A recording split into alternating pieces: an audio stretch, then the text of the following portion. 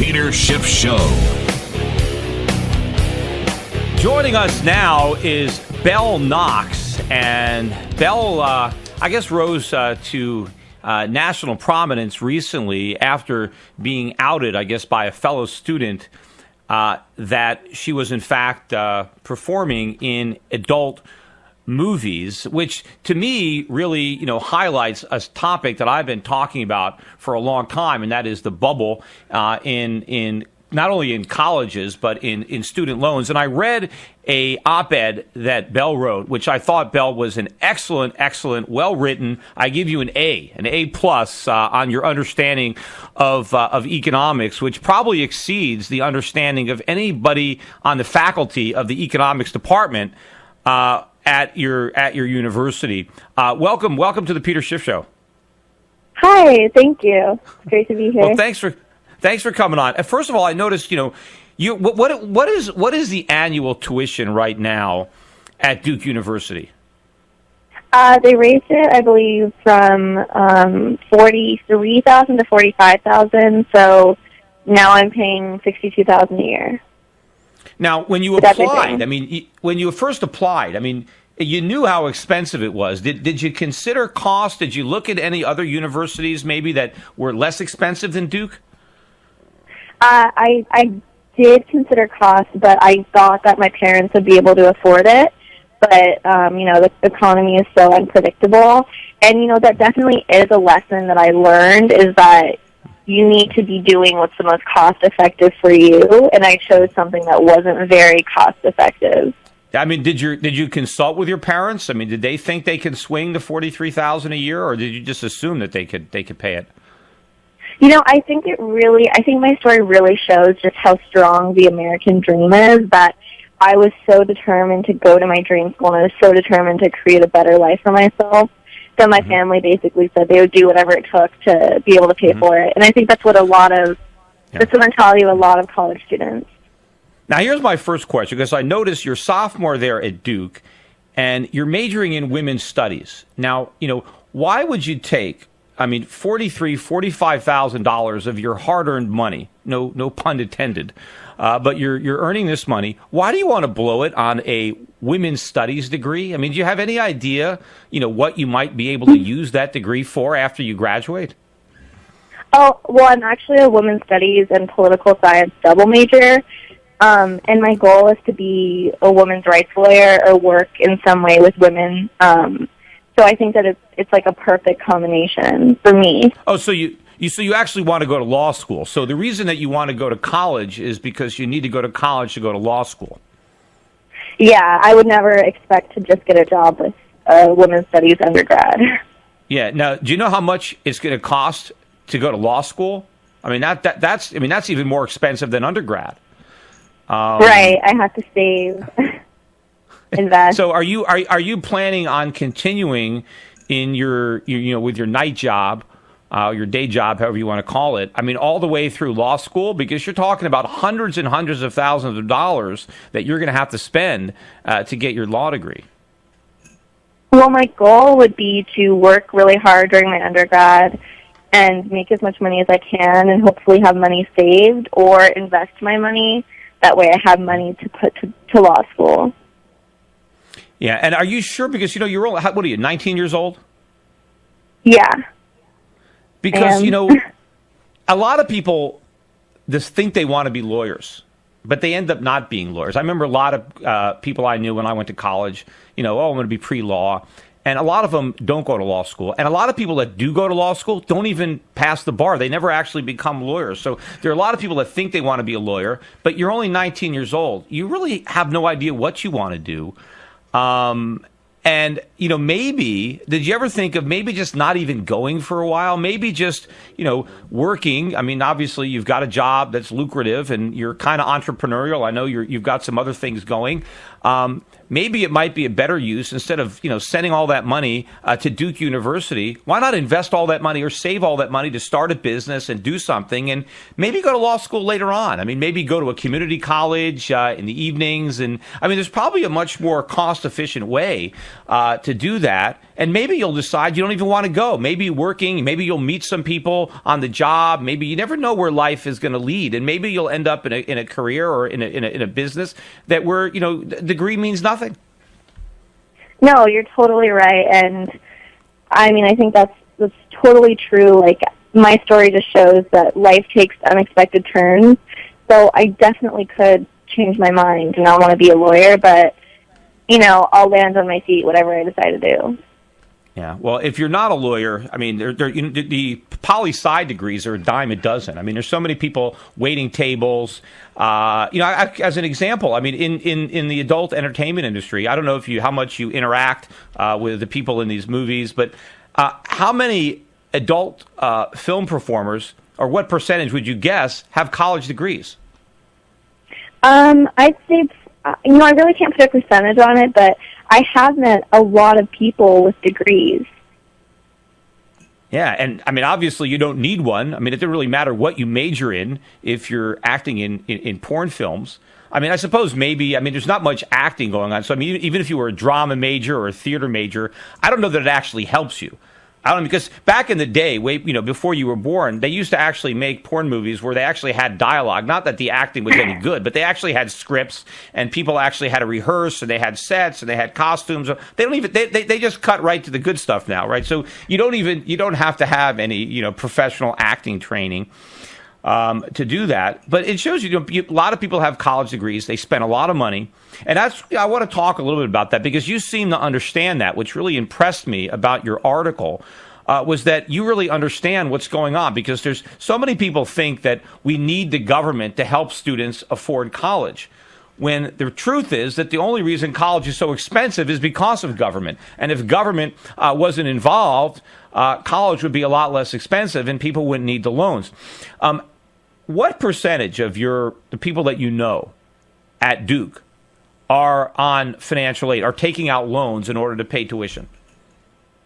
I think that majority of people are on financial aid, and it just kills me because I know that if I was, quote unquote, like poor or of a lower income, I would be totally fine and my tuition would be covered, but I'm in this middle class bracket where my family makes too much money on paper, but the reality is I can't afford $60,000 a year. Yeah, well, nobody. I mean, obviously, it's a ridiculous amount of money. It's ridiculous. But let me ask you this question: if those student loans weren't available, right? If you couldn't borrow money to go to college, and so none of your friends who currently have loans were able to get them, because absent the government, no 18-year-old could borrow $60,000, especially if they were going to major in women's studies or poli-sci, right? What do you think would happen at Duke University if those loans weren't there? Well, as I wrote in my article, a large portion of my tuition goes towards subsidizing the education of other students.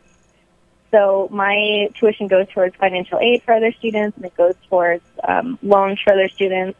So I think if you didn't have students, have the ability to get loans, there'd be less people at Duke and probably lower tuition for all of us. Yeah, well, certainly if all the tuition, if you couldn't borrow the money, right, at least half the people that that are at Duke couldn't afford to go, right? Right, and I mean, the point isn't to say that we need less people at Duke. The point is to say that people view loans and they view government aid as this amazing solution when really it's crippling our generation. Well, the point I'm trying to make, and this is what I think would happen, is if those loans weren't there, Duke would have a real problem because they have a product they want to sell, education, but they wouldn't have any customers who can actually afford it. So what Duke would have to do is slash prices. They would be forced by market forces to reduce their tuitions, in which case they would have to go over their budget and get rid of things that they didn't need. They'd have to economize. They'd have to cut costs because if they didn't, they'd go broke. So they would have to do what every business has to do, is reduce their costs so that their customers can afford their product. That's my point. And the Absolutely. only thing that's preventing that is the government. Totally. I completely agree with you. Because there was a time, my father, worked his way through college too. But I mean, he wasn't doing what you're doing. I mean, he just had a summer job. And my father's parents didn't have any money, so he had to pay for his own college. But he was able to do it, just waiting tables. And that's what everybody else did. People worked their way through college. It was very common, but you didn't have to, resort to pornography to do it. I mean, it's an extreme choice. And I'm going to ask you, even after the break. I mean, is this something that you would agonize over? I mean, it seems to me that you're really being pushed, to do something that you probably wouldn't have done. I mean, if you didn't have to pay $60,000 a year, if it wasn't a choice between taking on a massive mortgage and a pile of debt, right, or you probably wouldn't have pursued this particular line of work. I mean, I actually think it's government that's forcing you into this choice, because I guess you look at it as, the lesser of the evils. I mean, it was either that or, borrow hundreds of thousands of dollars. And, there's a lot of people, a lot of young people now who are buried beneath a mountain of debt. They've had to move back in with their parents because they can't basically even afford jobs, because most of their income is going to go to repaying their loans if they can even get a job. So it is a sad situation that you find yourself in, and I feel badly for you and other young people that are put into this predicament, put in a predicament where they've been told by their parents, by their guidance counselors, that if they don't get this diploma, that their life is ruined, and they have to spend all this money to get basically a meaningless degree that means nothing in the job market, but you've got to get it anyway. And it doesn't matter how much it costs, and all this money that you're paying is lining the pockets of the people at Duke University who are making a lot of money off of what you're doing. And now they're almost like, I mean, it's not prostitution, but they're kind of like your pimps, because they're getting all your money. You're doing the work, but they're getting the money, and all they're giving you is a little piece of paper that says you have a college degree, but that and $2 will get you on the subway.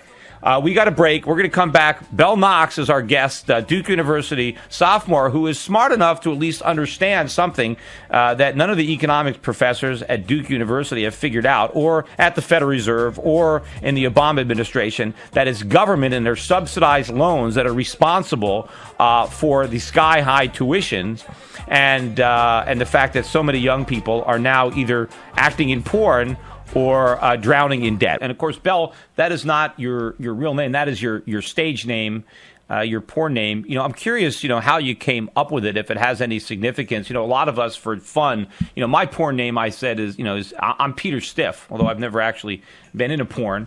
But how did you come up with your name, and does it signify anything? So my first name is Belle, like from Beauty and the Beast, and my last name is I'm sure you know of her, Amanda Knox. She was accused of murdering her roommate. She's just always been very, enigmatic to me, and I think that having Belle with something so kind of evil is just a really, Did you put a lot of thought into that name? I mean, how long did it take you to come up with it? Oh, yeah. I was thinking of names for a while. Yeah. Now, it was hard to come up with a name. Now, do you think if you were not a student at Duke and you didn't face this enormous tuition, if you were going to a community college somewhere, maybe you had just skipped college and you were out working, do you think there's any way that you would have ended up in this profession? No. So it's solely a consequence of having been accepted to Duke University. So yeah, as you said, you never know, the way things are going to turn out. I mean, who knows that getting accepted to Duke is what brings you to a career in porn. I'm curious. You've gotten a lot of interviews as a result of this. And I'm wondering if anybody actually gets through, the titillating, aspects of the story. And actually talks about the real issue, which in my mind is the government's responsibility in inflating this bubble. It's the government being responsible for sky-high tuition and for so many people going to college that would be better off not being there and doing something more productive with their time. You're actually the first person who I've discussed it with. I think you're completely right. People are missing the point of the story, which is the fact that tuition was so high that I felt that I needed to join the adult industry. Yeah, I mean, most people are going to focus on the fact that you're doing porn, but to me, that what's important is why. What drove you to it? Not even that you're doing it. And I know you're doing other things too. You now have a business on the side. You have a website, BelleKnoxProducts.com. And I'm not going to go over, the inventory. If anybody is curious as to what you're selling, they could check out the website, BelleKnoxProducts.com. But that is the real story. And I like the fact that you figured this out. And I don't know, did you, in order to come to your conclusions, and again, if anyone hasn't read that article that you wrote, I would encourage them to do so. It's on the internet.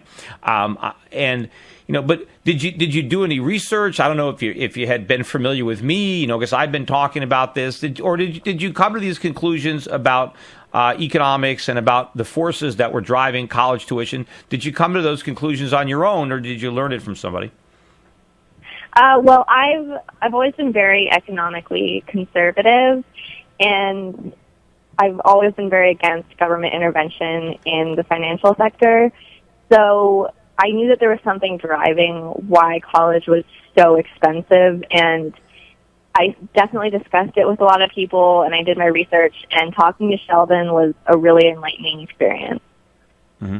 And, you can learn a lot. I mean, that's, colleges act like the only way you can learn is if you pay a huge tuition. But as you've shown, you can research things. And you have the internet. The world is at your fingertips. People used to go to colleges because they had libraries and they had books. But you don't need a library anymore. You got it all online. You can learn a lot more and not spend $45,000 a year. You can learn a lot more on your own.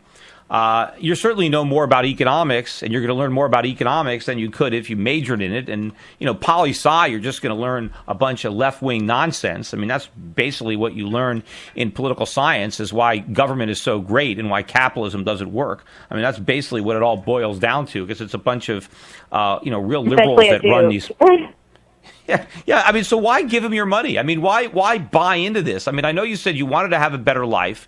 You can have a better life. It's not that college is your ticket to a better life. It's hard work. It's you're going to succeed in life with or without a degree from Duke. And it sounds to me that you're a go-getter, and and I don't think you're going to stay in pornography, obviously, for a long time. But it might open doors to other businesses. You might meet people that you otherwise might not meet, and you might get into something more entrepreneurial. You might find out that, being a lawyer, especially what you want to do for women's advocacy, I mean, you're not even going to earn enough money to pay the interest on those loans if you had them, because that's not a very lucrative part of the law. So maybe you can get involved in charities or other things if you want to help, but maybe there are things that you can do that don't require a college degree, and that would be my advice. I would drop out of Duke. What do you think? Well, unfortunately, society says that I need to have a piece of paper to be able to even get a job. So I wish that more people felt the same way as you, but Belle, you don't need that piece of paper. Unfortunately. No. More and more companies are realizing that piece of paper is meaningless. More and more companies are looking for other things besides college degrees. I don't care. I hire a lot of people. I don't care if they went to college. I care about important things, because I know that being at college doesn't mean you know anything. A lot of people are spending their time at Duke at frat parties, getting drunk, cutting classes. They cheat on their exams. I mean, they don't know anything. And even what they study has no relevance to what they're doing. As you said, you've got people that you meet on the set that have college degrees and are doing porn. You don't need your degree. But, Belle, I think, it's unfortunate that you've been driven to this choice, but I wish you the best of luck. Again, BelleKnoxProducts.com if you want to check out some of the merchandise that she's selling. Hey, we've been listening to the Peter Schiff Show here at schiffradio.com, the gold standard in talk radio. Bye for now.